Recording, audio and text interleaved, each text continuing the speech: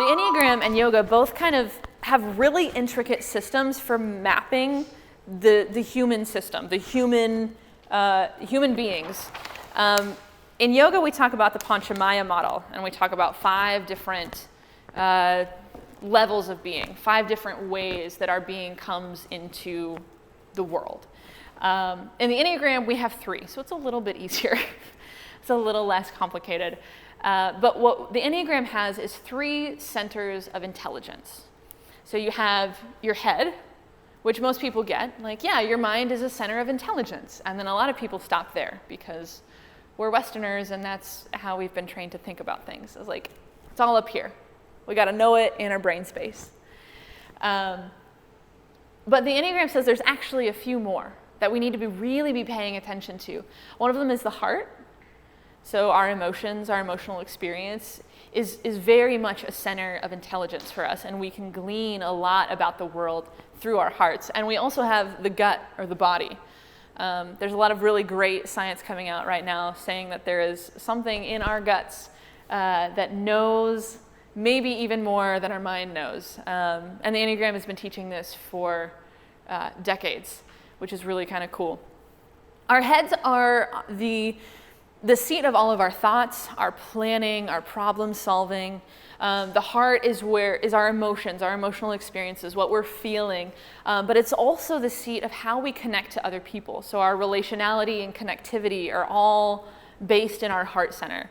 And then we have our gut center, which is obviously kind of your body center, your sensations, like what you're actually feeling in your body, as well as your will and your actions. Like if you've ever just had the will to make something happen, or maybe didn't have the will to make something happen. It's all here in your body, and so is your intuition. So those things that we talk about, like, I just knew in my gut. It's like, yeah, you really did. You just knew in your gut. Maybe you knew in your gut so much that your head didn't need to know, or your heart didn't really need to know. You just knew what had to be done, and you did it. So these are the 3 things that we look at when we're dealing with the Enneagram. And we're going to kind of get into how we work with our types and how we discover our types by understanding which one of these we use most and then which one of these we use least. And some of you guys, by looking at this, you're already like, oh, I know which one I use most, or I've never seen that guy in my life.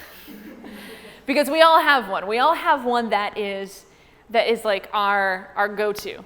That's the car we drive every day to work, or the pair of shoes that like we always wear. Like I would not be caught dead without my Chacos, except for today. For some reason, I bought new shoes, and so I don't have my Chacos today. I'm out of my comfort zone. I have the tan lines to prove it. But we all have that pair of shoes we always go to.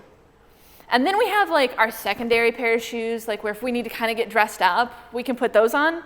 And then we have those pair of shoes in the back of our closet that we were like, oh, these are great shoes, but you've never worn them. They might even still be in the box, or might still have the tags on them. And you forget that they're there, and then every now and again you're cleaning out your closet, like, oh yeah, that guy. I could wear those.